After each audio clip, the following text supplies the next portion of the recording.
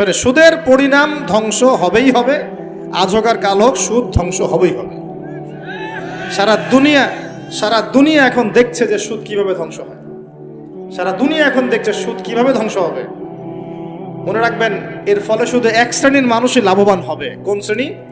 যারা বুর্জোয়া শ্রেণী, যারা পুঁজিবাদী শ্রেণী, যারা ধনিক শ্রেণী, যাদের হাতে সম্পত্তি কুণ্ঠিগত থাকবে, এরা হয়তো পার পেয়ে যাবে এই দুনিয়াতে।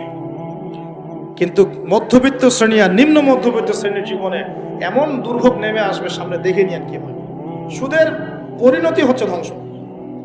সুদের পরিণতি মানেই ধ্বংস। সুদ যখন চালু হবে তখন আল্লাহ পাক কোরআনে বলছেন, ও যে ব্যক্তি সুদ খেলো সে যেন আমার এবং আমার নবীর সাথে যুদ্ধ করলো।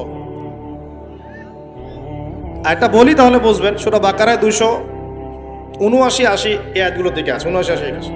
আল্লাহ পাক বলছেন, ইয়া আইয়ুহাল্লাযীনা আমানু, হে মুমিনগণ, ইত্তাকুল্লাহ, তোমরা আল্লাহকে ভয় করো। আল্লাহর কথা সহজ না?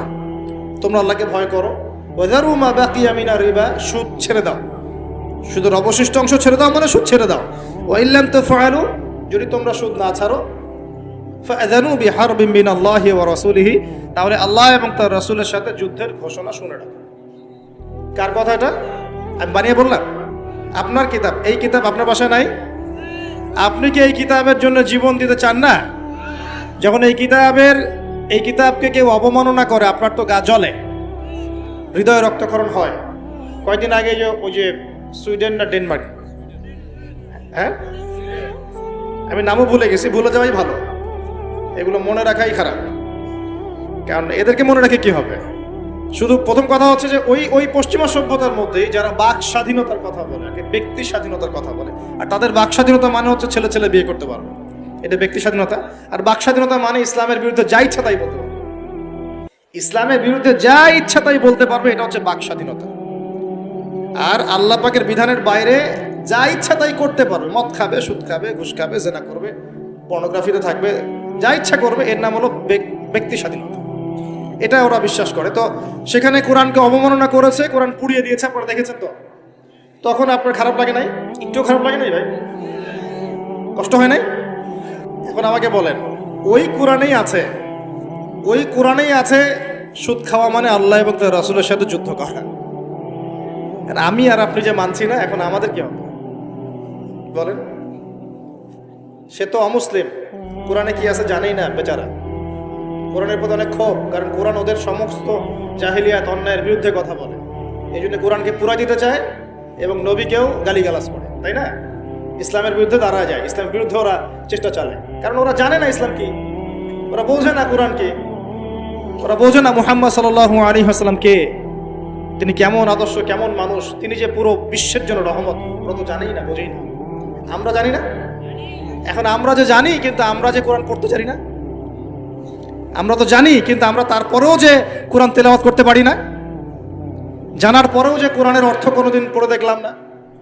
আরে কত বছর তো অর্থ পড়তে বলেছিলাম যে অর্থগুলো একটু পড়ে দেখেন, বাপরে বাপ, যে ধোয়াটা ধুইলো আমাকে, আমি একদম পরিষ্কার হয়ে গেছি, এমন ধোয়া ধুয়েছে।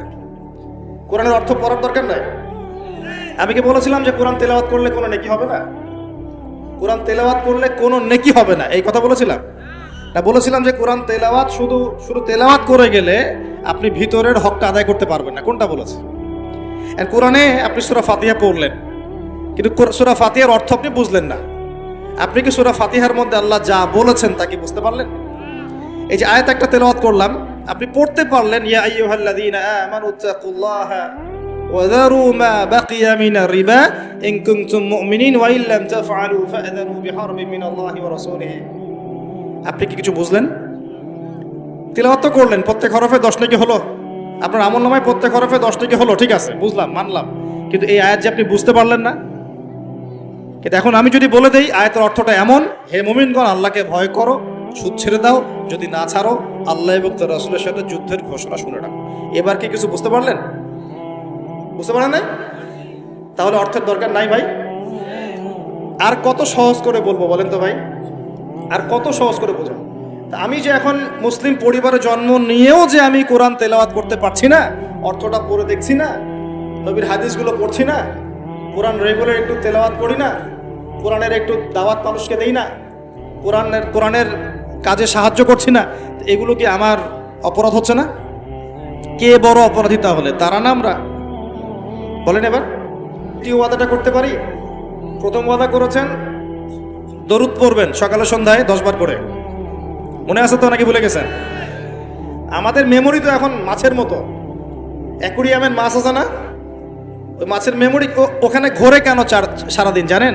কারণ ওর memory short time memory loss, মানে ওর মেমোরি এত নিচু স্কেলের, ও মনে করে যে এটা হচ্ছে অনেক বড় সমুদ্র, ও কোথায় গেল ভুলে গেল, এই যেখান থেকে এই পর্যন্ত গিয়েছে ও ভুলে গেছে কোথায় কোথায় আসছে, মেমোরি লস।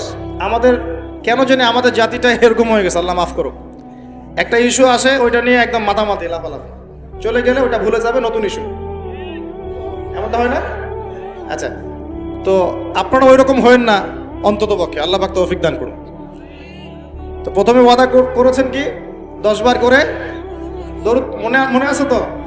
আচ্ছা, এবার দ্বিতীয় ওয়াদা করেন যে কোরআন যারা তেলাওয়াত করতে জানেন না, আমি অর্থের কথা বলছি না এখন, জাস্ট তেলাওয়াতের কথা বলছি, যারা কোরআন তেলাওয়াত করতে জানেন না, এই যে রমজান মাস সামনে আসছে, এই পুরো রমজান সময় দিলাম বিশুদ্ধ করে কোরআন তেলাওয়াত শিখতে হবে। রাজি আছেন ইনশাআল্লাহ?